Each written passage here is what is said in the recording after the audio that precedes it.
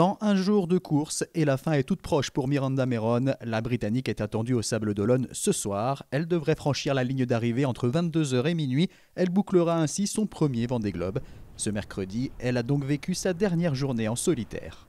Probablement le dernier lever du jour pour moi, toute seule sur le Vendée Globe et sur Campagne de France. L'arrivée, Manuel Cousin l'attend et y pense de plus en plus. Le Sablais, sur son IMOCA Group C1 endommagé, vit une fin de course pénible. C'est un petit peu tempête sous un crâne, il y a plein de sentiments mêlés. Et en plus, si tu veux, de la façon dont je termine, évidemment, je ne pensais pas le terminer comme ça. J'aurais aimé prendre du plaisir. Alors j'en ai pris énormément sur ce Vendée Globe. Honnêtement, jamais le temps m'a semblé long jusqu'à il y a une semaine ou 15 jours là, avec les soucis que j'ai eus.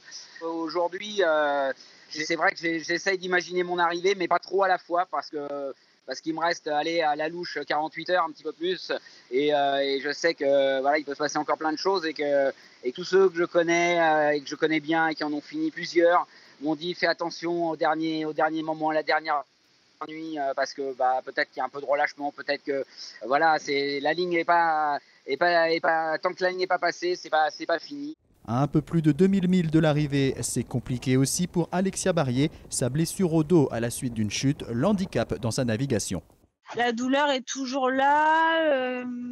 On ne sait pas encore si c'est musculaire ou s'il y a quelque chose de cassé. Il faut qu'on attende encore un peu de savoir si la douleur diminue au fil des jours ou pas. Et puis sur le bateau, c'est pas facile parce que j'ai du mal à marcher. Heureusement la météo était cool là ces derniers jours, j'avais pas de manœuvre à faire parce que je peux pas tourner la colonne, je peux pas tourner les manivelles à la colonne de winch, donc ça c'est compliqué. Il faut que j'aille.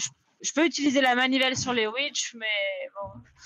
Hier, j'ai réussi à dérouler le J2 en abattant en grand. Il y avait 15 nœuds de vent et en allant tout doucement. Et puis, quand je me déplace sur le pont, je me suis remis en mode à 4 pattes.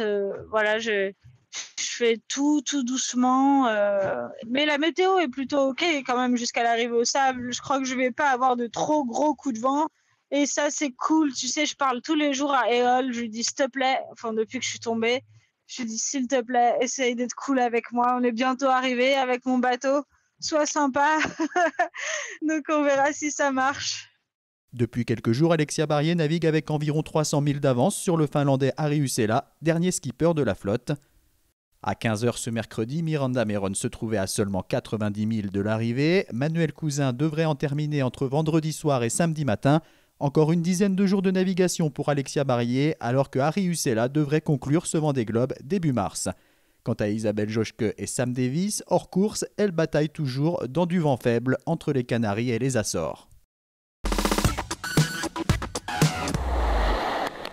En direct de l'Occitane, en Provence, pour une ascension tout là-haut. Sur ce Vendée Globe 2020-2021, de nombreux skippers ont dû monter dans le mât et parfois à plusieurs reprises.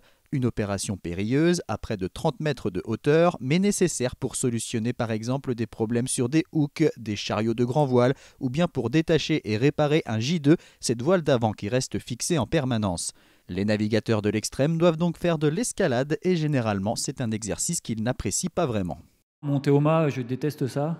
C'est pas le truc que je préfère, hein. La réparation, je peux vous dire que j'ai la trouille de ma vie. Ah la vache, ça bouge, c'est horrible. Ça bouge là-haut, c'est relou. Accroché à son arbre comme un caméléon. Je déteste ça. C'est l'angoisse d'être aussi haut tout seul. C'est le bout du monde. On compte au moins une trentaine de montées au mât sur cette édition. Avant le départ, le directeur de course Jacques Caraès avait mis l'accent sur l'importance de prévenir la direction de course lorsqu'une ascension était prévue. Salut, ça va en bas? Ah ben y a personne.